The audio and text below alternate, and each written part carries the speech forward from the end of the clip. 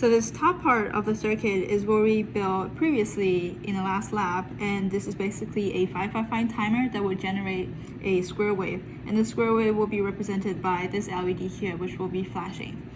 And these parts are the new parts of this lab. So there are two switches. This is switch 1, this is switch 2. And the status of switch 1 will be represented by this LED. We can see that here is connected resistor and LED. So if switch 1 is on, this light will turn on as well. And here we see we're using this quad AND gate here, and here we're using one of its AND gate, which we can see on the left top here. So there are two inputs. So the first two pins here are the two inputs, and the third pin is the output.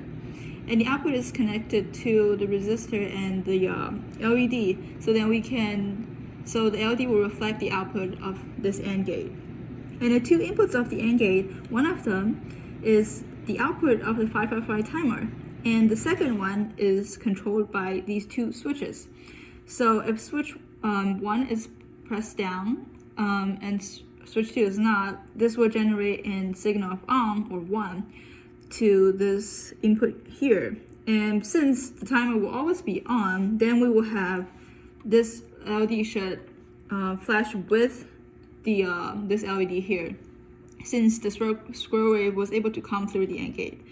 And if the second switch is pressed down while the first one is not, that means that we're sending a signal of off or 0 to the AND gate, and this will be off and this will be off as well.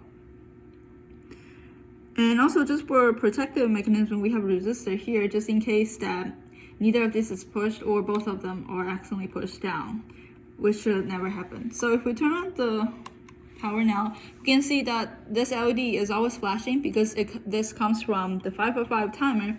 And then now if we push down the first switch, so we can see that this yellow light here represents that we're already pushing down the first switch. And this third light bulb here tells us that the wave is coming through. And if we push the second pin, it's the second switches, we're sending a signal of off, so this should not light up, neither is this. And because when we're not pushing down, there's no input for this second pin here, so none of these will be light up as well.